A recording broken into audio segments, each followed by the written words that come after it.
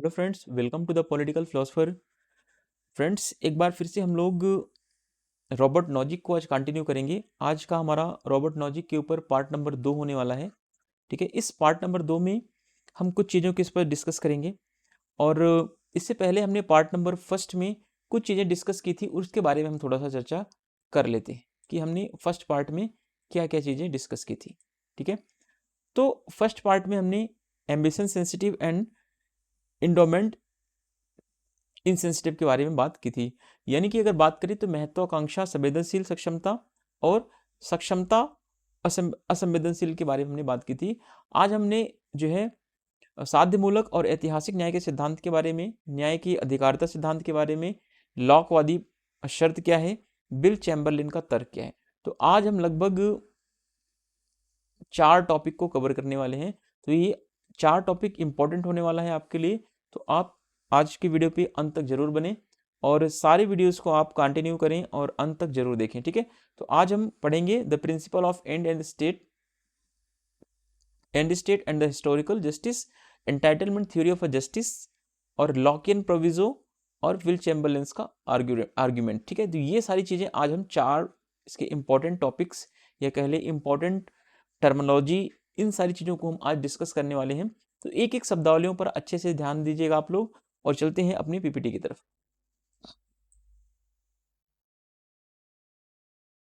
चलिए, तो आज का हमारा जो पहला टॉपिक होने वाला है जिस पर हम डिस्कस करेंगे, साध्यमूलक और ऐतिहासिक न्याय का सिद्धांत।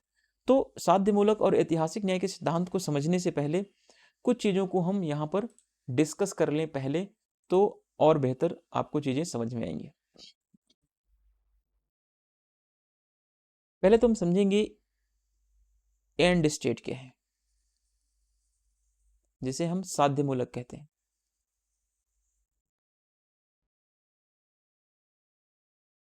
देखिए, सीधे शब्दों का मतलब होता है, साध्यमूलक का तात्पर्य क्या है, एंड स्टेट का मतलब क्या है कि इसमें सर्वाधिक महत्वपूर्ण क्या होता है, परिणाम।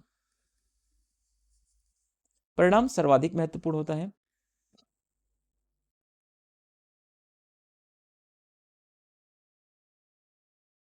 अब आप सोचिए कि क्या उदारवादी विचारक, क्या स्वेच्छातंत्रवादी विचारक परिणाम को ज्यादा महत्वपूर्ण मानते हैं या प्रक्रिया को? तो उदारवादी विचारक, स्वेच्छातंत्रवादी विचारक हमेशा प्रक्रिया को महत्वपूर्ण मानते हैं। प्रक्रिया महत्वपूर्ण है, ना कि परिणाम। ठीक है, तो हम कह सकते हैं कि साध्यमूलक सिद्धांत को रॉबर्ट नॉजिक नहीं मानता है। रॉबर्ट नॉजिक नहीं मानता है। क्यों नहीं मानता? क्योंकि रॉबर्ट नॉजिक जो है एक लिबर्टेरियन थिंकर है, एक स्वेच्छातंत्रवादी विचारक है। ठीक है, अब साध्यमूलक जो तर्क है, साध्यमूलक जो बातें हैं, उसको मानता कौन है? तो मानने वालों में ये मार्क्सवादी हैं।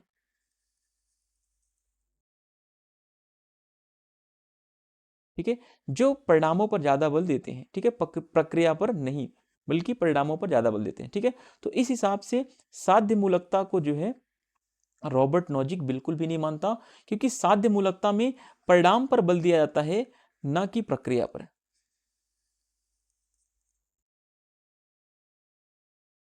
परिणाम पर बल दिया जाता है, ना कि प्रक्रिया पर।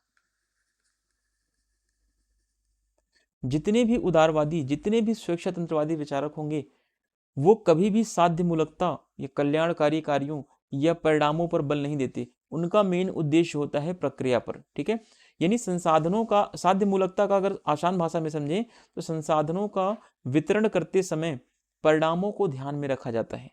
ठीक है, तो यही चीजें आपको समझनी है आज की वीडियो में, जब साध्य मूलकता की बात आएगी। अब जब ऐतिहासिकता की बात आएगी, साध्य मूलक और ऐतिहासिक न्याय का सिद्धांत, तो ऐतिहासिक न्याय के सिद्धांत को भी जो है रॉबर्ट नॉजिक ने 2 पार्ट में डिवाइड किया है। एक तो इसने बताया है पैटर्न। पैटर्न क्या होता है? एक होता है अप्रतिमान, यानी एक होता है प्रतिमान, पैटर्न को बोलते हैं। एक होता है अनपैटर्न्ड, अप्रतिमान। ठीक है, तो अब ये ऐतिहासिकता में भी जो लॉजिक है अप्रतिमान को मानता है, अनपैटर्न्ड को मानता है, पैटर्न्ड प्रोसेस को ये नहीं मानता है। ठीक है, अभी आगे हम एक एक चीजें डिस्कस करेंगे, क्यों नहीं मानता, क्या रीजन है इसका, एक एक चीजों को हम यहाँ पर समझने का प्रयास करते हैं। साध्यमूलक और ऐतिहासिक न्याय का सिद्धांत, the principle of end state and historical justice. Nozick की पुस्तक फेमस बुक है, आपको कई बार आपने देखा होगा, एनार्की स्टेट एंड यूटोपिया, जो 1974 में लिखी गई है। रॉल्स की न्याय संकल्पना का क्या था, ये एक स्वेच्छातंत्रवादी जवाब के रूप में लिखा गया है। ठीक है, ये दोबारा से रिपीट हुआ है। नॉजिक इस पुस्तक में यानी एनार्की स्टेट एंड यूटोपिया में न्याय के दो सिद्धांतों के बारे में बताते हैं। एक इन्होंने बताया कि न्याय का साध्यमूलक सिद्धांत है, जो कि सकारात्मक उदारवादी और मार्क्सवादी मानते हैं, और दूसरा है न्याय का ऐतिहासिक सिद्धांत, जो कि रॉबर्ट नॉजिक मानता है। और इस ऐतिहासिकता में भी वो अनपैटर्न्ड वाले फॉर्मूले को मानता है। ठीक है, तो अब इस पुस्तक में से न्याय के कितने प्रकार बताए हैं, दो प्रकार बताए हैं। कौन कौन से, पहला हो गया साध्यमूलक न्याय का सिद्धांत और दूसरा ऐतिहासिकता का सिद्धांत। ठीक है, अब देखिए नॉजिक का फेमस स्टेटमेंट है कि न्याय जो है इतिहास का मसला है, ना कि साध्य व्यक्तियों या साध्य स्थितियों का। ठीक है, न्याय क्या है, इतिहास का मामला है और ना कि साध्य स्थितियों का मामला है। ठीक है, नॉजिक अपने सिद्धांत को न्याय की ऐतिहासिकता की संकल्पना में या ऐतिहासिकता की संकल्पना के नाम से संबोधित करते हैं। ठीक है, अब आगे देखेंगे क्या मतलब होता है इसका, क्या तात्पर्य है इसका, न्याय की ऐतिहासिकता का मतलब क्या है। Nozick's book Anarchy State and Utopia 1974 is the libertarian answer to Rawls' concept of a justice. Logic explained two types of a justice. ठीक है, first is a and state and the second is a historical justice. ठीक है, Nozick famous statement, justice is a matter of history not of a and state condition. ठीक है, Nozick calls his theory the historical concept of a justice. Nozick अपने न्याय के सिद्धांत को क्या बोलता है, ऐतिहासिक संकल्पना, हिस्टोरिकल कॉन्सेप्ट के नाम से बुलाता है इसको। अब देखते हैं साध्यमूलक क्या है और ऐतिहासिकता क्या है, इसके बारे में समझने का हम प्रयास करते हैं।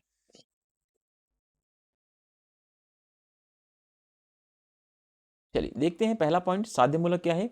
यह सिद्धांत शो उद्देश्य मूलक है, यानी इस सिद्धांत का उद्देश्य पहले से ही निर्धारित कर लिया जाता है कि हमें ये उद्देश्य प्राप्त करना है। ठीक है, जो संसाधनों का बंटवारा करते वक्त प्रक्रिया की बजाय साध्य यानी उद्देश्य यानी परिणाम पर ध्यान देता है। ठीक है, तो साध्य मूलक जो सिद्धांत है वो हमेशा अपने उद्देश्यों को, अपने परिणामों को ध्यान में रखता है, ना कि प्रक्रिया को। ये प्रक्रिया को कभी भी अपने ध्यान में नहीं रखता है, बल्कि प्रक्रिया के स्थान पर ये उद्देश्य को ध्यान में रखता है। उदाहरण के लिए, अगर मार्क्सवाद आवश्यकता अनुसार संसाधनों का वितरण करता है, उपयोगितावादी अधिकतम सुख को ध्यान में संसाधनों का वितरण करता है, और रॉल्स जो है जरूरतमंद को क्या करता है, पुरस्कार को साध्य मानकर बंटवारा करते हैं। तो ये क्या है, यही जो है एंड स्टेट की थियरी है, यही साध्यमूलक सिद्धांत है।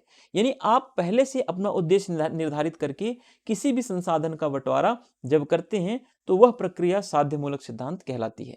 This theory is a teleological which focuses on the objective result rather than the process when allocating resources। ठीक है, जब हम रिसोर्सेस का अलोकेशन करते हैं तो हम प्रोसेस की बजाय, ठीक है, ऑब्जेक्टिव्स और उसके रिजल्ट्स पर ज्यादा फोकस करते हैं, तो यही थियरी जो है एंड स्टेट थियरी कहलाती है। फॉर एग्जांपल के लिए मार्क्सिस्ट डिस्ट्रीब्यूट करते हैं नीड्स के अकॉर्डिंग, उपयोगितावादी यानी यूटिलिटेरियनिज्म डिस्ट्रीब्यूट करते हैं basis of the maximum sum of happiness, and Rawls distribute करता है as per the objective of rewarding the needy. जितनी जिसको जरूरत होती है उस हिसाब से उसको पुरस्कार देने की बात, रिवॉर्ड देने की बात रॉल्स करता है। ठीक है, तो ये तो हो गया साध्यमूलक सिद्धांत आपका।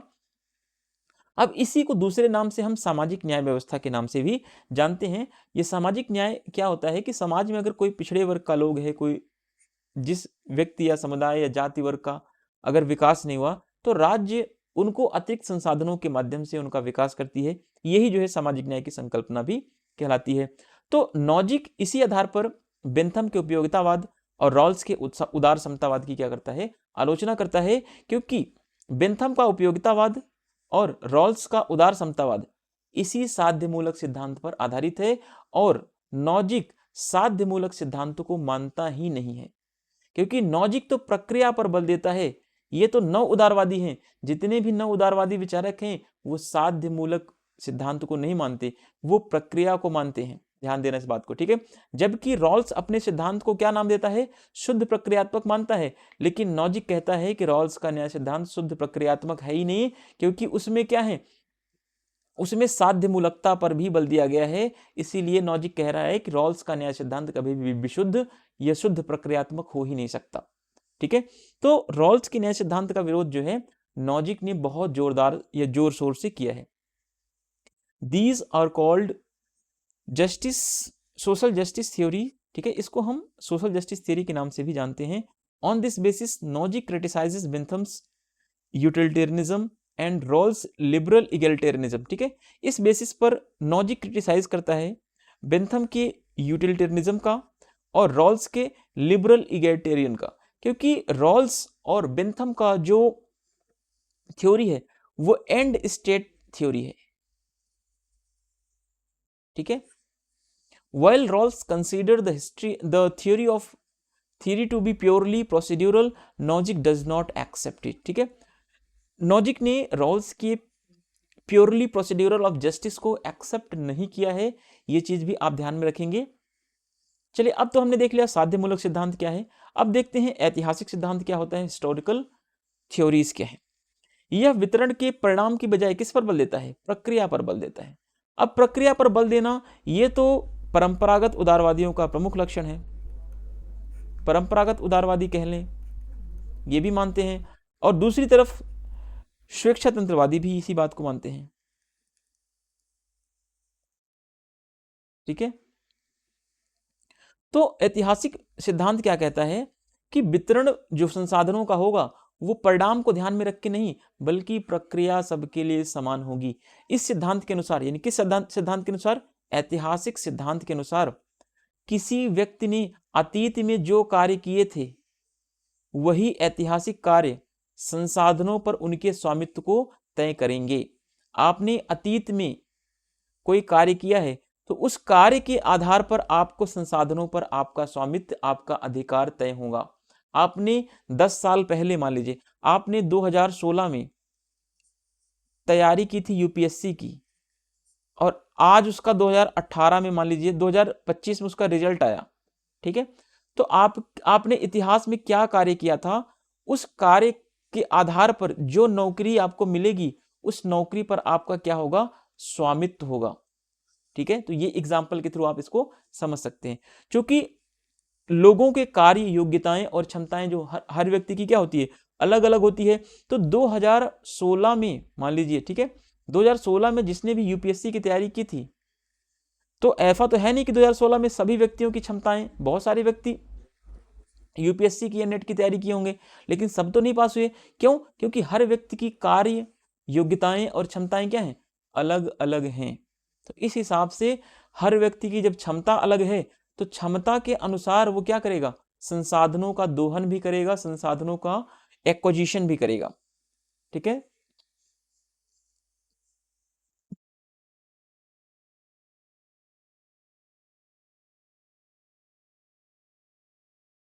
चलिए, उम्मीद करता हूं कि चीजें आपको क्लियर हो रही होंगी। आगे देखते हैं। It focuses on the process rather than the outcome of distribution, ठीक है। यह किस पर, प्रोसेस पर फोकस करता है, बजाय किसके, आउटकम के, ठीक है। अकॉर्डिंग टू दिस थियरी, इस थियरी के अनुसार अगर बात करें हम, the historical action performed by person in the past determine his ownership of the resources, ठीक है। यह थ्योरी कहती है कि जिसने भी हिस्ट्री में कोई एक्शन किया होगा उस एक्शन की अकॉर्डिंग उस बंदे का, ठीक है, ऑनरशिप रिसोर्सेज पर डिटरमाइन होगा कि क्या आपने काम हिस्ट्री में किया है। आपने जैसा काम हिस्ट्री में किया होगा, पिछले अतीत में किया है, उस अतीत का रिजल्ट आपको बताएगा कि आपके इतिहास के कार्य के आधार पर आपको कौन सा ऑनरशिप मिलेगा। Since the people have different action abilities and capacities, ठीक है। तो अब मैंने एग्जाम्पल के थ्रू बताया था कि 2016 में सबने यूपीएससी की तैयारी की, तो सब व्यक्तियों की क्षमताएं, एबिलिटीज, कैपेसिटी, एक्शन सबके अलग अलग हुए होंगे। तो जरूरी नहीं कि जिन जिन ने तैयारी की थी 2016 में यूपीएससी की, नेट की, उन सबको नौकरी मिली होगी। ठीक है, तो सबको नहीं मिली होगी, जाहिर सी बात है, क्योंकि सबके एक्शन, सबकी क्षमताएं, सबकी योग्यताएं क्या हैं, अलग अलग हैं। चलिए आगे देखते हैं। इसीलिए जो है संपत्ति पर उनकी हकदारी, स्वामित्व में भी क्या होता है, अंतर पाया जाता है। सीधी सी बात है। एक तरफ आप बिल चैम्बरलेन को देख लीजिए, उसकी संपत्ति अलग है, उसके पास संपत्ति ज्यादा है क्योंकि उसकी योग्यता क्या है, अलग है। और दूसरी तरफ दर्शक हैं, दर्शक के पास संपत्ति कम क्यों है, क्योंकि उनके पास उतनी योग्यता नहीं है ना। तो हर व्यक्ति की जब क्षमता में अंतर पाया जाता है, योग्यता में अंतर पाया जाता है, तो व्यक्ति तो अपनी क्षमता और योग्यता के आधार पर ही तो संपत्ति अर्जित करता है। तो जब हर व्यक्ति की क्षमताएं अलग होती हैं, तो हर व्यक्ति की संपत्ति में भी, हर व्यक्ति की हकदारी में भी अंतर पाया जाएगा। ये सीधी सी बात, आप इसको स्टार बनाकर नोट कर लीजिए। ठीक है, अतः नॉजिक कहता है कि किसी साध्य की प्राप्ति के लिए किसी व्यक्ति की संपत्ति से छेड़छाड़ नहीं की जा सकती। ऐसा नहीं किया सकता कि बिल चेम्बरलेन ने जो अपनी क्षमता से पैसा कमाया बास्केटबॉल खेल करके, उसके ऊपर टैक्स लगा करके गरीब, विकलांगों, दलितों, पिछड़े वर्ग, आदिवासी, इनका कल्याण नहीं किया जा सकता। किसी की मेहनत को आप उसके ऊपर टैक्स नहीं लगा सकते। ठीक है, किसी चीज की प्राप्ति के लिए, साध्य की प्राप्ति के लिए किसी व्यक्ति को साधन नहीं बना सकते, किसी व्यक्ति की संपत्ति को आप साधन नहीं बना सकते, इजीली अगर समझे तो। ठीक है, न्याय का यह प्रक्रियात्मक या ऐतिहासिक सिद्धांत संपत्ति के असीम अधिकार का समर्थन करता है कि व्यक्ति इतिहास में जो भी कुछ भी करता है, आगे चल के वो उसी कार्य के अनुसार उस चीज का मालिक बनता है। अगर आपने इतिहास में बहुत सारी मेहनत करी और आपने नेट जेआरएफ की तैयारी की, 2016 से लगे हुए हैं, 2018 से 2024 से लगे हुए हैं, तो आने वाले टाइम में आप 2025 में असिस्टेंट प्रोफेसर बनेंगे, तो किस बेस पर बनेंगे, ये इतिहास के एक्शन के बेस पर आप बन रहे हैं। आपने हिस्ट्री में जो एक्शन किया था, उस एक्शन का ऑनरशिप आपको फ्यूचर में मिलने वाला है। ठीक है, तो ये ऐतिहासिक सिद्धांत कहता है कि व्यक्ति इतिहास में कितना भी कार्य करके आने वाले टाइम में कितनी भी प्रॉपर्टी का मालिक बन सकता है, कोई रोक टोक इसमें नहीं है। ये नॉजिक बताने का प्रयास करता है। और नॉजिक कहता है कि व्यक्ति ने इतिहास में जो कुछ भी काम किया है, जितनी भी संपत्ति अर्जित की है, उस संपत्ति पर राज्य टैक्स नहीं लगा सकता, इस कारण कि वह गरीबों का भला करेगा। ठीक है, मेरी बातें समझ में आ रही हूं तो प्लीज कमेंट जरूर कीजिएगा। चलिए आगे देखते हैं।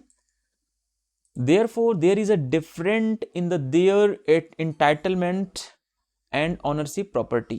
ठीक है, तो इस कारण से क्या होता है कि एंटाइटलमेंट की प्रॉपर्टी में भी क्या होता है, अलग अलग अंतर होता है। जब हर व्यक्ति की कैपेसिटी डिफरेंट होती है, कैपेबिलिटी डिफरेंट होती है, तो हर व्यक्ति की ऑनरशिप में भी क्या होगा, अंतर पाया जाएगा, प्रॉपर्टी में भी अंतर पाया जाएगा।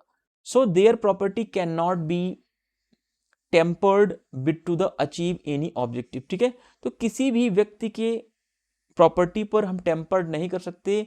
किस लिए नहीं कर सकते, कि हमें इसका बहाना नहीं ले सकते कि हम ऑब्जेक्टिव को अचीव करेंगे, इसके लिए हम किसी व्यक्ति के ऊपर टैक्स लगाएं। तो नॉजिक कहते हैं आप किसी भी साध्य को पूरा करने के लिए, किसी भी ऑब्जेक्टिव को अचीव करने के लिए दूसरे के प्रॉपर्टी पर आप टैक्स नहीं लगा सकते।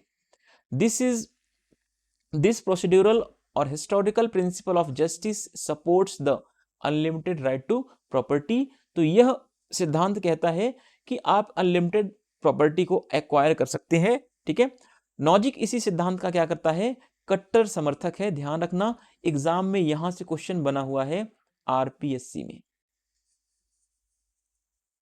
ठीक है, अब ये मत आप पूछ लेना कि सर कौन से ईयर में बना है। ठीक है, इस सिद्धांत को फल निरपेक्ष या परिणाम निरपेक्ष सिद्धांत भी कहते हैं, क्योंकि इसमें परिणाम पर बल नहीं दिया जाता, इसमें प्रक्रिया महत्वपूर्ण होती है। ठीक है, इसमें process is the most important, not a result. ठीक है, ऐतिहासिक सिद्धांत के भी दो भागों में विभाजित किया गया है। ठीक है, अब ऐतिहासिक सिद्धांत को भी दो पार्ट्स में डिवाइड किया गया है, एक प्रतिमान के आधार पर, दूसरा अप्रतिमान के आधार पर। ठीक है, एक है पैटर्न, दूसरा है नॉन पैटर्न।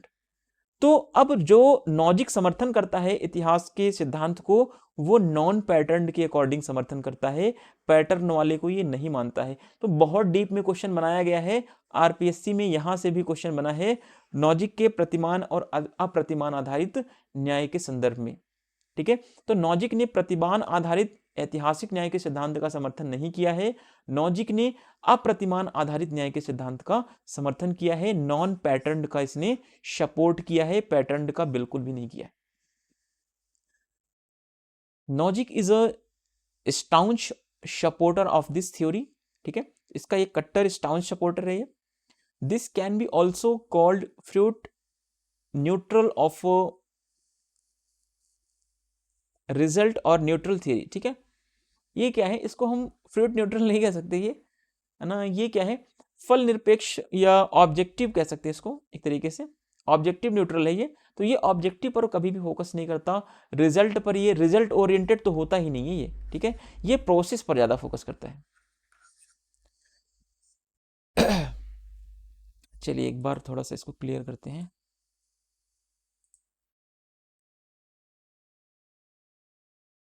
ठीक है, अब देखिए आगे, historical theory is also divided into two parts.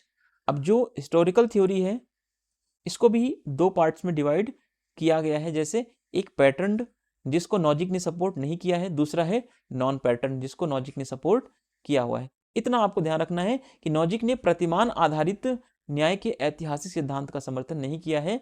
अब देखते हैं आगे क्या है ये पैटर्न और न्याय पैटर्न। ठीक है, नॉन पैटर्न न्याय जो है संसाधनों के वितरण के आधार पर न्याय की संकल्पना जो जॉन रॉबर्ट लॉजिक ने दिया है, उसमें इन्होंने एक तो साध्य मूलक बताया जो आपने अभी पढ़ लिया कि संसाधनों का आवश्यकता के अनुसार वितरण किया जाएगा, प्रक्रिया की बजाय परिणाम पर बल दिया जाएगा। ठीक है, जिसका लॉजिक ने क्या किया है, विरोध किया है। साध्य मूलकता का लॉजिक ने विरोध किया है क्योंकि ये आवश्यकता के अनुसार बल देता है, ये क्या है, मार्क्सवादियों का समर्थन है। दूसरा, लॉजिक ने ऐतिहासिक सिद्धांत का समर्थन किया है संसाधनों के वितरण के आधार पर, यानी आपने इतिहास में कोई एक्शन किया है तो उस इतिहास के एक्शन के अकॉर्डिंग आपकी प्रॉपर्टी पर आपका ऑनरशिप तय होगा कि आपने कितना एक्शन किया है, कितना एक्शन नहीं किया है।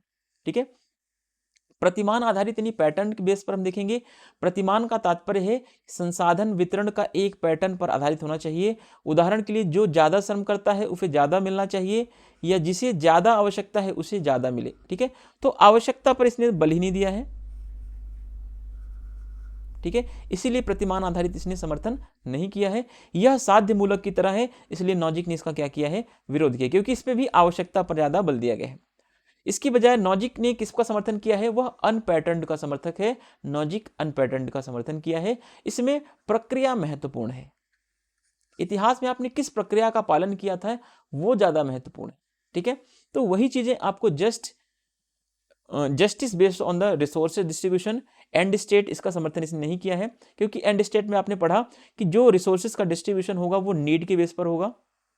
ठीक है, इसमें रिजल्ट ओरिएंटेड पर ज्यादा फोकस किया गया है रेदर देन द प्रोसेस पर इसमें कम फोकस किया गया है, इसलिए लॉजिक इसका विरोधी है। लॉजिक ने इसका सपोर्ट नहीं किया है। लॉजिक ने हिस्टोरिकल प्रोसेस का सपोर्ट किया है, जिसमें लॉजिक ने अनपैटर्न्ड वाले की बात की है, अनपैटर्न्ड का इसने सपोर्ट किया है। क्यों पैटर्न का नहीं किया, क्योंकि पैटर्न वाले प्रोसेस में क्या है, इस पर भी नीड्स को ज्यादा फोकस किया गया है। व्यक्ति की जितनी नीड्स होगी उसी नीड्स के अकॉर्डिंग संसाधनों का, रिसोर्सेज का डिस्ट्रीब्यूशन किया जाएगा, रिसोर्सेज का अलोकेशन किया जाएगा। तो इस बेस पर लॉजिक ने कहा यह चीज बिल्कुल मुझे पसंद नहीं है, और इसने इसकी बजाय वो अनपैटर्न्ड को सपोर्ट कर दिया है। ठीक है, इतना क्लियर होना चाहिए आपको। बिल्कुल पैटर्न और अनपैटर्न वाले प्रोसेस को आपको अच्छे समझना है। लॉजिक ने पैटर्न का समर्थन नहीं किया है, अनपैटर्न वाले का समर्थन किया है। ठीक है, अब देखते हैं न्याय का हकदारी या अधिकारिता सिद्धांत क्या है। न्याय का हकदारी और अधिकारिता का सिद्धांत क्या है, द प्रिंसिपल ऑफ एंटाइटलमेंट या इंपावरमेंट ऑफ अ जस्टिस क्या है ये। ठीक है, इसको समझते हैं। लॉजिक का न्याय सिद्धांत हकदारी अधिकारिता का सिद्धांत भी कहलाता है। ठीक है, इसके अलग अलग नाम हैं कि किसी वस्तु पर आपकी कितनी हकदारी है, किसी वस्तु पर या किन संसाधनों पर आपका अधिकार है, अधिकारिता है, यह अधिकारिता कैसे तय होंगी, इन सारी चीजों के बारे में हम यहाँ पर डिस्कस करने वाले हैं। ठीक है,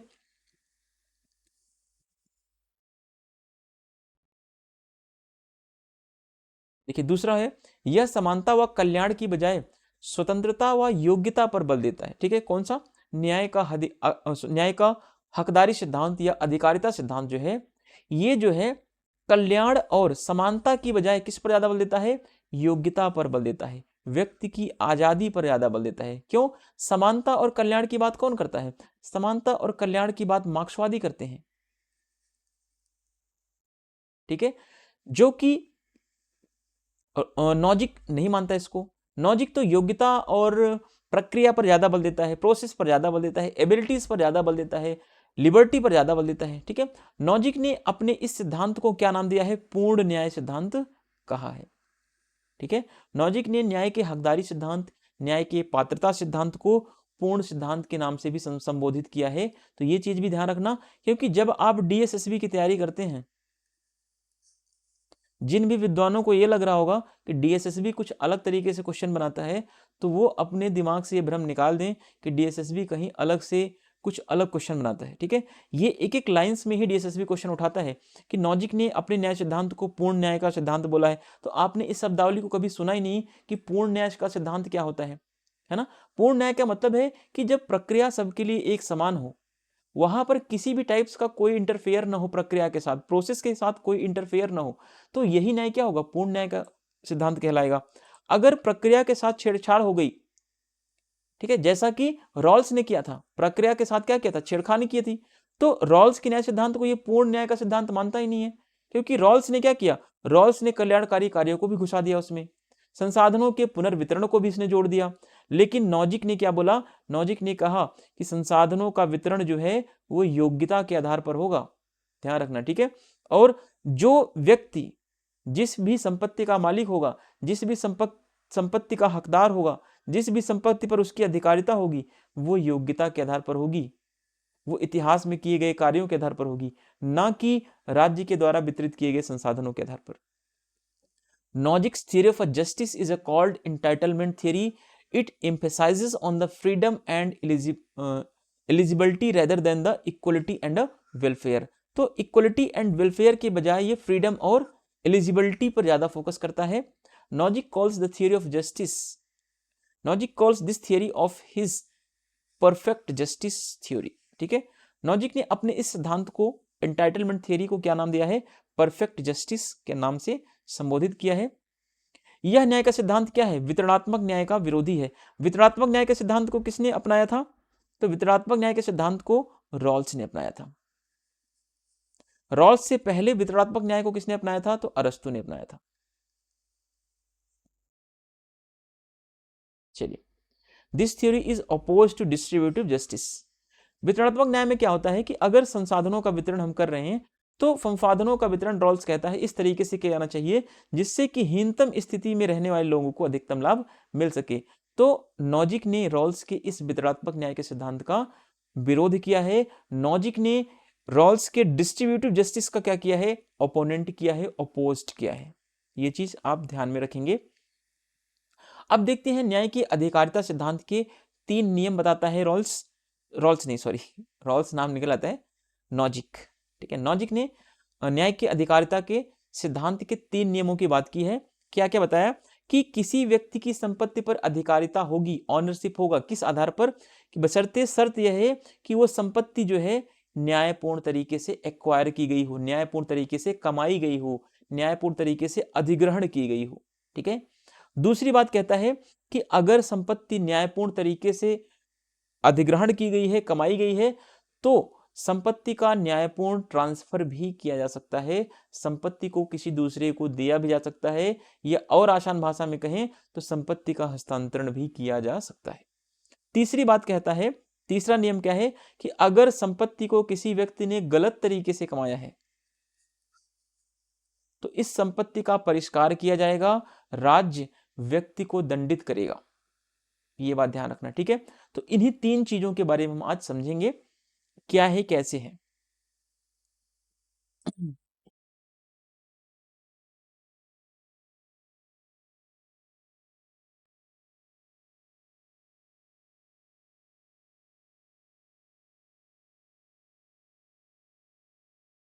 चलिए आगे देखते हैं।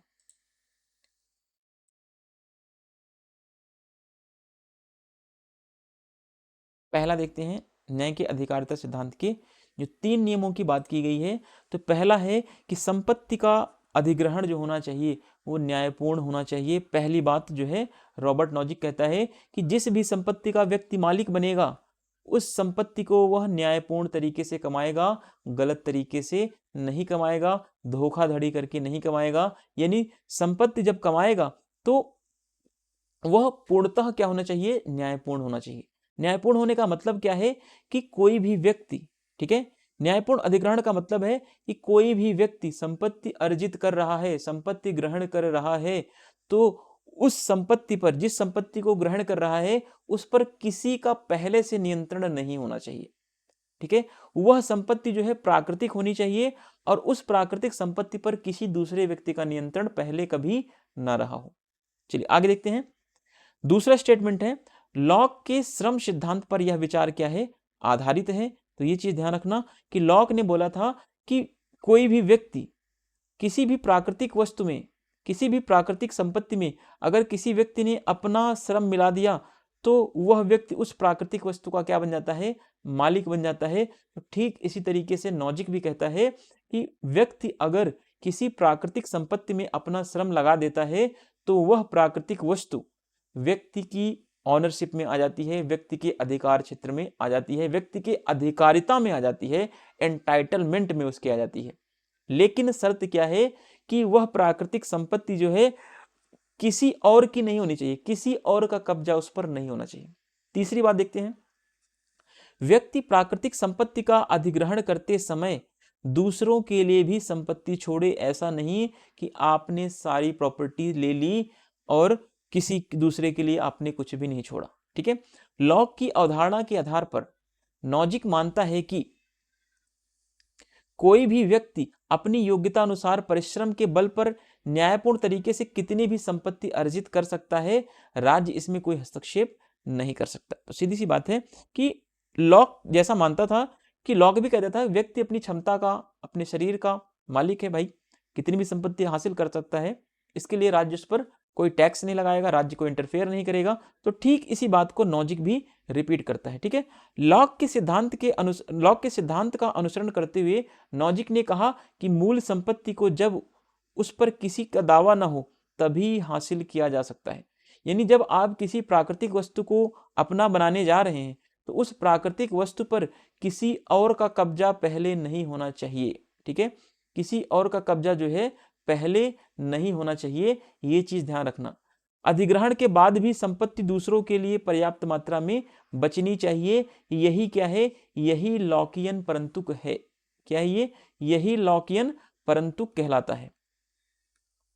ठीक है, लॉकियन परंतुक का मतलब है कि आप संसाधनों का अधिग्रहण, आप संसाधनों का उपयोग, आप संसाधनों का एक्विजिशन इस तरीके से करें कि संसाधन जो हैं दूसरे के लिए भी बचे रहें। अगर एग्जाम्पल के लिए बात माने तो नॉजिक ने बोला कि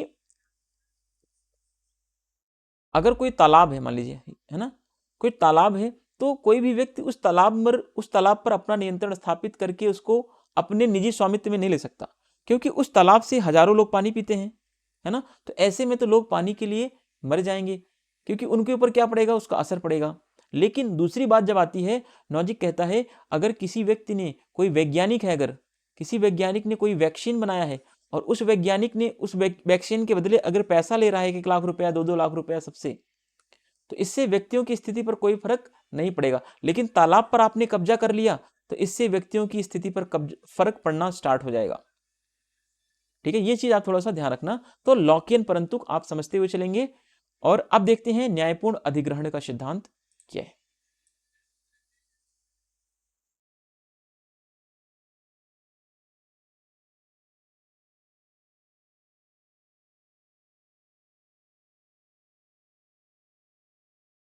चलिए, न्यायपूर्ण हस्तांतरण का सिद्धांत। ठीक है, पहला पॉइंट देखते हैं।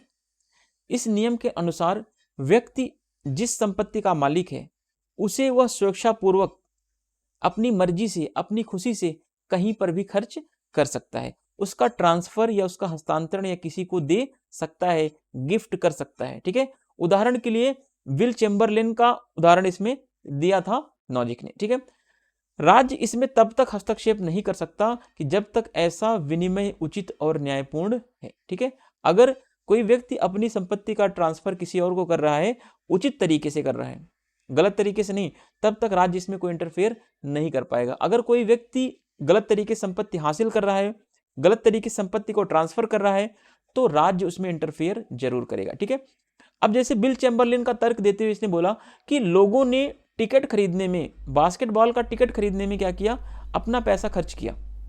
ठीक है, तो इसमें लोगों ने अपनी संपत्ति का ट्रांसफर अपनी मनमर्जी से किया क्योंकि लोगों ने पैसा कमाया हुआ था। ठीक है, तो इसमें तो राज्य, अब ऐसा नहीं है कि बिल चैम्बरलेन के ऊपर राज्य जो है अधिकतम टैक्स लगा देगा या लोगों के ऊपर कार्यवाही करेगा, तो ऐसा बिल्कुल भी नहीं होगा। ठीक है, न्याय के परिष्कार का नियम क्या है कि अगर पास्ट में, आपने भूतकाल में, ठीक है, किसी ने अन्यायपूर्ण तरीके से संपत्ति का अधिग्रहण या हस्तांतरण किया है, तो राज्य इसमें हस्तक्षेप कर सकता है। ठीक है, अगर व्यक्ति अधिग्रहण व हस्तांतरण में जोर जबरदस्ती या धोखाधड़ी करता है, तो उसका सरकार क्या कर सकती है, परिशोधन या रेक्टिफिकेशन कर सकती है, उसको दंड दे सकती है, उस पर टैक्स लगा सकती है, उसका जुर्माना या दंड लगा सकती है। तो ये चीजें थोड़ा सा आपको तीनों समझ के चलना है। ठीक है, The three rules of entitlement theory of justice: law of justful acquisition, law of justful transfer, law of rectification of justice injustice। ठीक है, तो इसमें वही सारी बातें जो आपने ऊपर अभी पढ़ी है, सेम एज इट इज बातें की गई हैं कि प्रॉपर्टी का एक्विजिशन कैसा होना चाहिए, फेयर होना चाहिए। ठीक है, यह लॉ के लेबर थियरी के बेस पर बेस्ड है, और इसमें अगर आप कोई नेचुरल प्रॉपर्टी अगर एक्वायर कर रहे हैं, तो कितनी भी प्रॉपर्टी आप एक्वायर कीजिए, लेकिन आप दूसरों के लिए भी प्रॉपर्टी को आप लीव कीजिए। ठीक है, based on Locke's concept, Nozick believes that the person can acquire only amount of the property in the fair manner and basis on the hard work according to his ability, the state can not be interfere this. ठीक है, व्यक्ति अपनी क्षमता से कितना भी संपत्ति या कितनी भी प्रॉपर्टी एक्वायर कर सकता है, इसमें स्टेट का कोई इंटरफेयर नहीं होगा। Following Locke's theory, Nozick said that the original property can be acquired only when no one has only claim on that. Even after the acquisition, the property should remain in the sufficient quantity for the others. ठीक है, तो अब lock की इस theory का use करते हुए Nozick कहता है कि जब आप ओरिजिनल प्रॉपर्टी को एक्वायर कर रहे हैं, तो वो ओरिजिनल ही होनी चाहिए, उस पर किसी और का क्लेम नहीं होना चाहिए। और जब आप किसी ओरिजिनल प्रॉपर्टी को या नेचुरल प्रॉपर्टी को एक्वायर कर रहे हैं, तो उसमें आप दूसरों के लिए भी प्रॉपर्टी को सफिशिएंट क्वांटिटी में छोड़ना पड़ेगा आपको। ऐसा नहीं कि आप सारी प्रॉपर्टी को अपना खुद ही ले लेंगे। ठीक है, दूसरा है law of justiful transfer. According to this rule, person can freely spend, transfer और gift property he owns anywhere. ठीक है, अगर कोई भी व्यक्ति किसी भी प्रॉपर्टी का मालिक है, उसको कहीं भी किसी को भी स्पेंड कर सकता है, किसी को दे सकता है, किसी को गिफ्ट कर सकता है, किसी को ट्रांसफर कर सकता है, कोई रोक टोक नहीं है, स्टेट इसमें कोई इंटरफेयर नहीं कर सकती। ठीक है, ये बिल चैम्बरलिन के आर्ग्यूमेंट से ये बेसिस है, ये रिलेटेड है। ये if in the past someone has acquired the transferred property in an unjust manner, then the state can intervenes in it. ठीक है, कह रहे हैं कि अगर पास्ट में किसी पर्सन ने कोई गलत तरीके से, ठीक है, प्रॉपर्टी एक्वायर की है, प्रॉपर्टी को ट्रांसफर किया है, वो भी अनजस्ट मैनर से, गलत तरीके से, तो स्टेट जो है उस पर एक्शन ले सकती है, उस पर इंटरफेयर कर सकती है। If a person uses force to fraud और acquisition and transfer, then the government can make amends for it. ठीक है, तो अगर किसी ने फ्रॉड तरीके से ट्रांसफर किया है किसी प्रॉपर्टी को या एक्विजिशन किया है, तो गवर्नमेंट उस पर एक्शन लेगी, उसमें अमेंड करेगी। ठीक है, इट कैन इम्पोज, गवर्नमेंट इस पर टैक्स भी लगा सकती है, फाइन भी लगा सकती है, पेनाल्टी भी उसके ऊपर लगा सकती है। अब नोट करके है नॉजिक का अधिकारिता युक्त न्याय, जो कि योग्यता के सिद्धांत पर आधारित है। इसका प्रथम नियम संपत्ति के उद्भव, दूसरा नियम एक मालिक से दूसरे मालिक को संपत्ति का ट्रांसफर है, तीसरा नियम उपचार की दशाएं, अगर संपत्ति जो है सही तरीके से अर्जित नहीं की गई है, तो राज्य के द्वारा ट्रीटमेंट किया जाएगा। इसका ट्रीटमेंट का मतलब आप समझ सकते हैं ना कि राज्य जब ट्रीटमेंट करता है तो कैसे ट्रीटमेंट करता है, पनिशमेंट करता है। ठीक है, Nozik's justice with the jurisdiction is based on the theory of a desert. It first rule determines the origin of property, second it is transfer from one owner to another, and third is the condition of the treatment. अब देखते हैं will Chamberlain का तर्क क्या है। हालांकि मैंने आपको समझा दिया है, एक यहाँ पर मैंने डिटेल में लिख दिया है। आप चीजों को अगर पढ़ भी लेंगे तो भी चीजें आपको समझ में आ जाएंगी। कैसे? जैसे कि विल चैम्बरलिन अमेरिका के बास्केटबॉल का क्या था, खिलाड़ी था। नॉजिक ने अपने न्याय के हकदारी सिद्धांत तथा संपत्ति के असीम अधिकारों को सही साबित करने के लिए व रॉल्स के वितरणात्मक न्याय को गलत ठहराने के लिए बिल चैम्बरलिन के तर्क का सहारा देते हैं या लिया है। ठीक है। Bill Chamberlain was an American basketball player. Nozick has used the Bill Chamberlain's argument to prove his entitlements theory of justice and unlimited rights to property and to prove the Rawls distributive justice wrong. इस सहजबोध आधारित तर्क के अनुसार कोई व्यक्ति अपनी योग्यता, क्षमता और परिश्रम से जो कमाता है उस पर उसका क्या होता है, हक होता है। व्यक्ति अपनी योग्यता, क्षमता, प्रतिभा व न्यायपूर्ण तरीके से कितनी भी संपत्ति का अधिग्रहण कर सकता है। साथ ही जिस संपत्ति का वह मालिक है उसे कहीं भी खर्च करने यानी ट्रांसफर करने के लिए भी स्वतंत्र है। चाहे वो बास्केटबॉल के चैम्बरलेन में करे, चाहे विराट कोहली का टिकट खरीदे क्रिकेट देखने का, चाहे मुझे 10 लाख पेड करके अपना कोर्स खरीद ले, है ना। तो उसके ऊपर है। आप चाहो तो पढ़ाई में अपनी बुक्स को पैसा खर्च कर सकते हो बुक्स के अंदर। चाहो तो आप मुझे 40 रुपए सुपर थैंक्स भेज सकते हो, चाहो तो मुझे 100 रुपए आप सुपर थैंक्स भेज सकते हो। तो ये आपके ऊपर है। आपने प्रॉपर्टी कमाई है, आपने पैसा कमाया है, तो आप उसके ऑनर हैं। आपकी मर्जी, कहीं भी उसको कैसे भी खर्च कर सकते हैं, किसी को भी ट्रांसफर कर सकते हैं। ठीक है। कीजिएगा नहीं, लेकिन मैं तो ऐसे मजाक कर रहा हूँ। आप सोचिए सर सच में सर कह रहे हैं कि सही सुपर थैंक्स का यूज कीजिए सभी लोग, है ना। ऐसा नहीं, मैं कुछ नहीं कह रहा हूँ आपको। आपके पास जो भी पैसे हैं आप उनको सेफ रखिए, किसी को सुपर थैंक्स देने की कोई जरूरत नहीं है। बस आप लोग इतना कर सकते हैं कि वीडियो को ज़्यादा से ज़्यादा शेयर कर दीजिए, लाइक कर दीजिए, कमेंट कर दीजिए। ठीक है। Person has right to whatever he earns by his ability, capacity and hard work. A person can acquire any amount of property by using his ability, talent and fair means. It also he free spend and transfer the property he owns anywhere. ठीक है। इस तर्क के according, किस तर्क के according, कि जो विल चैम्बरलिन का तर्क दिया है कि व्यक्ति अपनी क्षमता से जिस संपत्ति को कमाया है वो कहीं भी ट्रांसफर कर सकता है, किसी को भी दे सकता है। इस तर्क के अनुसार लोगों ने अपनी वैध रूप से जो संपत्ति सही तरीके से जो हासिल की थी, स्वेच्छा से बिल चैम्बरलिन का क्या कर दिया, बास्केटबॉल देखने का मैच के लिए खर्च कर दिया। हालांकि उसे वो कहीं पर भी खर्च सकते, जैसे चाय पीने में, कॉफी में, सिनेमा में या बुक खरीदने में, कहीं पर भी खर्च कर सकते थे। लेकिन उन्होंने कहाँ खर्च किया, बिल चैम्बरलिन का बास्केटबॉल का मैच देखने में, क्योंकि उन्होंने उस संपत्ति को अर्जित किया है, वो अपने मन मुताबिक कहीं भी खर्च करें भाई, किसी को कोई लेन देन नहीं है। ठीक है। पर उन्होंने बास्केटबॉल का आनंद लिया तथा अपनी थोड़ी थोड़ी संपत्ति क्या की, अपने मन से चैम्बरलेन को ट्रांसफर कर दिया। अब इससे होगा क्या कि थोड़ी थोड़ी जब सबने प्रॉपर्टी अपनी चैम्बरलेन को दे दिया तो चैम्बरलेन के पास भाई ज्यादा प्रॉपर्टी आ गई, भाई इतना ज्यादा पैसा हो गया इसके पास। अब क्या करेगा, तो क्या अब राज्य चैम्बरलेन के ऊपर टैक्स लगाएगा? नहीं। नॉजिक कहता नहीं, चैम्बरलेन के ऊपर टैक्स नहीं लगा सकता, क्योंकि चैम्बरलेन ने अपनी क्षमता से इतना पैसा इकट्ठा किया, लोगों से अपनी क्षमता के अनुसार पैसा इकट्ठा कराया है। ठीक है। तो ये चीज आपको थोड़ी सी समझनी है। ये टैक्सेशन का बिल्कुल सपोर्ट नहीं करता। नॉजिक ने प्रगतिशील करारोपण का विरोध किया। जो रॉल्स ने कहा कि अमीरों के ऊपर टैक्स लगाकर गरीबों का भला किया जाएगा, तो नॉजिक ने कहा नहीं नहीं, ये गलत बात है रॉल्स साहब का। According to his logic, people willingly spend their legally acquired property to watch Bill Chamberlain's play basketball. ये आपको सुशीला रामास्वामी में भी एग्जाम्पल, हर बुक में आपको यार मिल जाएगा, कहीं भी बुक को बताने की जरूरत नहीं है। ठीक है। Even though they could have spend on T, coffee, movies, buying books, कहीं भी वो कर सकते थे, लेकिन इन्होंने एंजॉय लिया किसका, बास्केटबॉल का। ठीक है। और उन्होंने अपना ट्रांसफर कर दिया पैसे का। इस ट्रांसफर की वजह से चैम्बरलेन के पास क्या हो गया, और ज्यादा पैसा इकट्ठा हो गया उनके पास, दूसरे लोगों से ज्यादा उनके पास प्रॉपर्टी हो गई। अब इससे क्या होगा कि अब चैम्बरलेन के पास ज्यादा पैसा हो जाएगा, दूसरों के पास कम, यानी कि इनकम इनइक्वलिटी क्रिएट हो जाएगी यहाँ पे। ठीक है। अब जब इक्वलिटी क्रिएट हो गई, ठीक है, जब आय की असमानता हो गई, तो क्या जो अमीर हो गया उसके ऊपर राज्य टैक्स लगा देगा और इस टैक्स से गरीबों का भला किया जाएगा? तो नॉजिक कहता है ये कतई नहीं होना चाहिए। लेकिन रॉल्स ने कहा हाँ, अमीरों के ऊपर टैक्स लगाएंगे, गरीबों का भला करेंगे। लेकिन नॉजिक कहता है नहीं, अमीर ने अपनी क्षमता से कमाया है तो उस पर टैक्स नहीं लगा सकता। ठीक है। रॉल्स के विपरीत, ध्यान रखना, रॉल्स के विपरीत नॉजिक का तर्क क्या है कि तीसरा पक्ष यानी राज्य विकलांगों, बेरोजगारों, गरीबों आदि के कल्याण के नाम पर चैम्बरलेन या विराट कोहली पर टैक्स नहीं लगा सकते, क्योंकि राज्य पुनर्वितरण नहीं कर सकता। ध्यान रखना, राज्य कभी भी पुनर्वितरण नहीं कर सकता, क्योंकि पुनर्वितरण के तो विरोधी हैं। कौन? नव उदारवादी।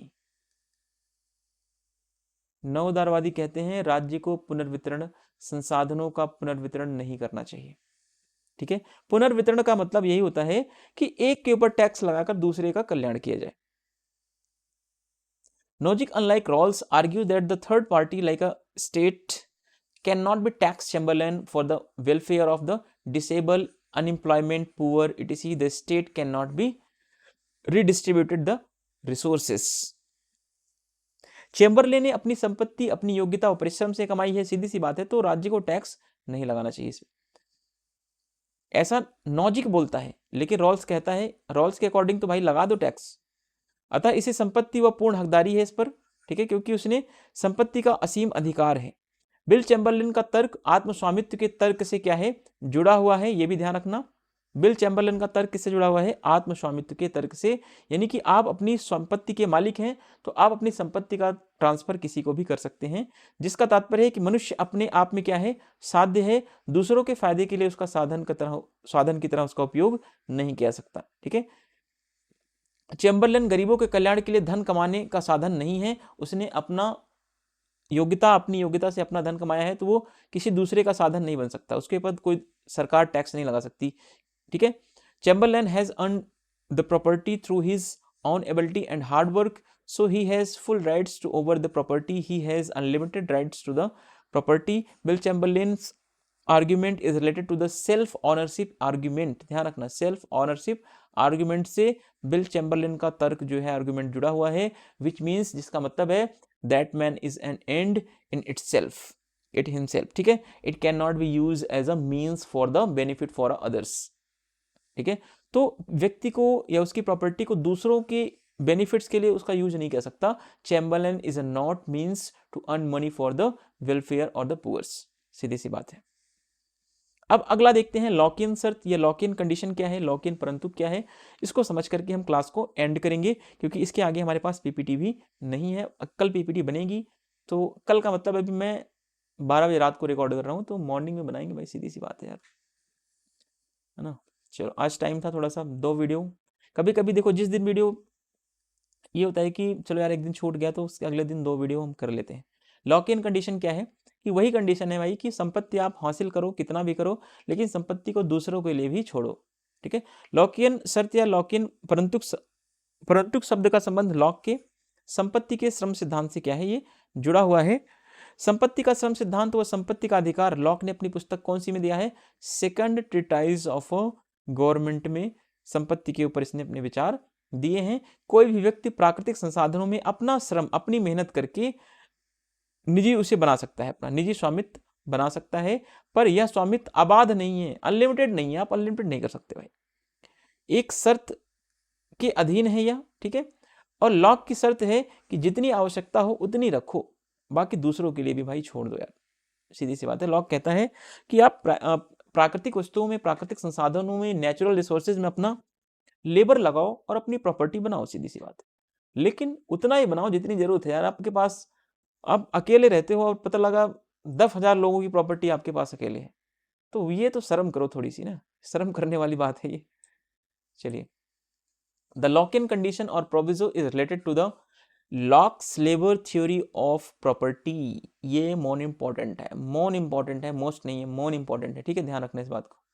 The labour theory of property and the right property have been described by Locke in his book second treatise of government. ठीक है, तो लॉक ने अपनी सेकेंड ट्रीटाइज ऑफ गवर्नमेंट में प्रॉपर्टी के बारे में डिस्क्राइब किया है। Any person can acquire private ownership natural resources through his labour and hard work. ठीक है, कोई भी व्यक्ति नेचुरल रिसोर्सेज में अपना लेबर और हार्ड वर्क इंक्लूड करके उस नेचुरल रिसोर्स को अपना ऑनरशिप बना सकता है। ठीक है, बट शर्त क्या है? Ownership is a not unlimited. आपकी ऑनरशिप क्या है? अनलिमिटेड नहीं है, कितना भी आप नहीं बना सकते। It is subject to a condition. यह क्या है? शर्त की कंडीशन है कि Locke's conditions is a keep as much as you need and leave the rest for others. उतना ही रखो जितनी जरूरत है, बाकी छोड़ो यार, क्या करना है। अब देखते हैं लॉक इन प्रोविजन शब्दावली किसने दिया है। तो लॉकियन प्रोविजो शब्दावली जो है इच्छा स्वेच्छा तंत्रवादी विचारक रॉबर्ट नॉजिक अपनी पुस्तक अनार्की स्टेट एंड यूटोपिया में दी है, जो 1974 के अंदर ये लिखी गई थी। इससे आसान भाषा में और क्या समझा सकता हूं। आप लोगों के चक्कर में आज मैंने बिग बॉस नहीं देखा भाई। चलो मुझे भी थोड़ी नींद आ रही है, यही पढ़ा के निपटते हैं। नॉजिक ने संपत्ति के शुरुआती अधिग्रहण को निष्पक्ष दिखाने के लिए इसका प्रयोग किया था कि शुरुआत में व्यक्ति जब संपत्ति को ग्रहण करता है, यानी कि प्राकृतिक वस्तु में जब अपना श्रम मिलाता है तो उसकी संपत्ति बन जाती है। नॉजिक के अनुसार कोई भी व्यक्ति अपनी योग्यता व परिश्रम से कितना भी निजी संपत्ति बना सकता है, पर लॉकियन शर्त क्या है कि इससे बाकी लोगों की स्थिति भाई बदतर ना हो, खराब ना हो। यार अगर मान लो कोई तालाब है, तो तालाब को आपने सबसे पहले आपने तालाब देखा और इस तालाब में आकर के आपने अपना निजी स्वामित्व स्थापित कर लिया और आपने इसको बेचना शुरू कर दिया पानी प्राइवेट करके, तो बाकी लोग भाई जो गांव में रह रहे हैं यार उनकी स्थिति तो बदतर होगी, सीधी सी बात है। तो लॉक इन कंडीशन कहता है, लॉक इन प्रोविजो कहता है कि भाई दूसरों की स्थिति बदतर ना होने पाए, आप इस तरीके से नेचुरल रिसोर्सेज का यूज करो, प्राकृतिक संसाधनों का इस्तेमाल इस तरीके से करो कि दूसरे लोग भी जिंदा रहें। ठीक है, यानी जियो और जीने दो, यानी कह सकते हैं सतत विकास की अवधारणा इसी, है ना। सस्टेनेबल डेवलपमेंट से ये कॉन्सेप्ट कहीं ना कहीं जुड़ा हुआ है। The term lock-in proviso was coined by the libertarian thinker Robert Nozick अपनी कौन सी बुक में, अनार्की स्टेट एंड यूटोपिया, जो 1974 में लिखी गई थी। Nozick used it to show that the initial acquisition of a property is fair। ठीक है, स्टार्टिंग में क्या होनी चाहिए, प्रॉपर्टी जो दिखाई जाए या जो एक्वायर की जाए वो फेयर तरीके से की जाए। According to Nozick, any person can create any amount of private property through his ability। ठीक है, कितना भी प्रॉपर्टी आप अपनी एबिलिटी से क्रिएट कर सकते हो एंड हार्ड वर्क से। बट लॉक इन कंडीशन क्या कहता है, लॉक इन प्रोविजो क्या कहता है कि this should not make the situation of others worse than before. ठीक है, इससे दूसरों की स्थिति पहले से खराब ना होने पाए, पहले से बदतर ना होने पाए, इस चीज का ध्यान रखा जाना चाहिए। यहाँ पे मैंने उदाहरण के लिए समझा दिया है कि अगर एक गांव में मान लीजिए तालाब है जहां से पूरा गांव पानी मुफ्त में ले रहा है, अगर कोई व्यक्ति इस तालाब पर निजी स्वामित्व स्थापित करके पानी को बेचना चाहे तो ऐसे अधिग्रहण को इजाजत नहीं दी जा सकती, ऐसे ऑनरशिप को इजाजत नहीं दे सकती, क्योंकि इससे बाकी लोगों की स्थिति क्या हो रही है, पहले से खराब हो जाएगी, लोग पानी के लिए मर जाएंगे। लेकिन दूसरी कंडीशन क्या है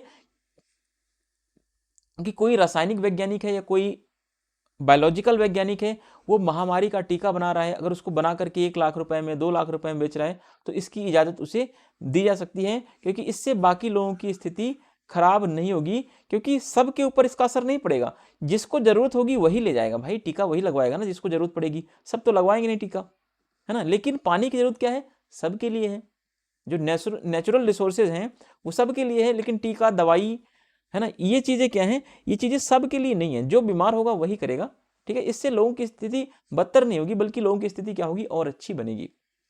तो वही चीजें हैं, फॉर एग्जाम्पल के लिए if there is only 1 pond in the village विच, अरे यार पढ़ लेना इसको, ठीक है, कोई इसमें इतना ज्यादा इशू नहीं है।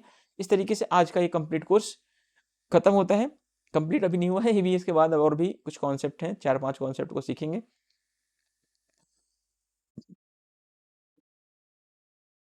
स्क्रीनशॉट लीजिएगा, इंग्लिश मीडियम वाले बच्चे जो भी हैं, मेरे दोस्त, मेरे साथी, है ना, ऐसा ना लगे कि भेदभाव डिस्क्रिमिनेशन हो रहा है। अगर मैं बता रहा हूँ हिंदी बनाऊँ मैं, तो ये जो है पीपीटी एक दिन में 3-3 वीडियो बन सकती है, इंग्लिश बनाने में थोड़ा सा टाइम लगता है बहुत ज़्यादा। तो आज का वीडियो यहीं पर ख़त्म होता है, और बात कर लें अगर हम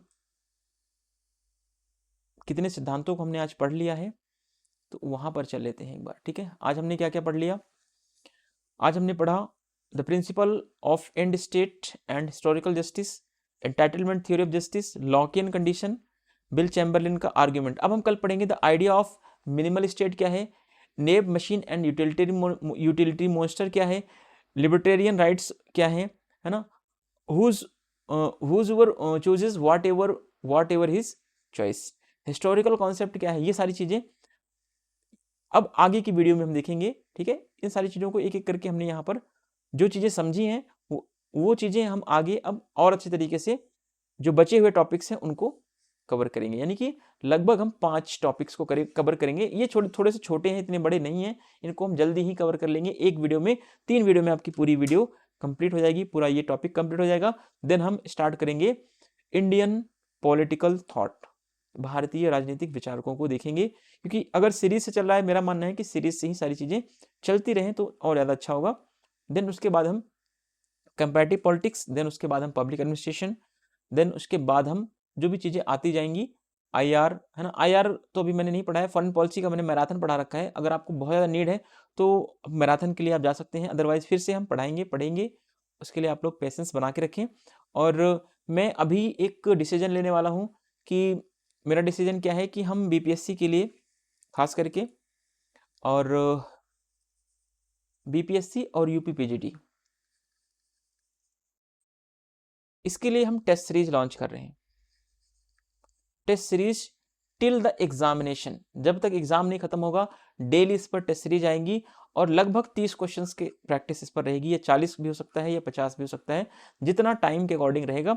तो मिनिमम हम 30 क्वेश्चन या 20 क्वेश्चन जो भी होगा उसके हिसाब से देखेंगे, लेकिन क्वेश्चन को हम डेली करेंगे। एक वीडियो हमारी टेस्ट सीरीज पर आएगी बीपीएससी टीआरई 4 को लेकर के, और यूपी पीजीटी का जो अप्रैल में एग्जाम होने वाला है उसके बिहाफ पर भी हम चीजों को ध्यान में रखेंगे।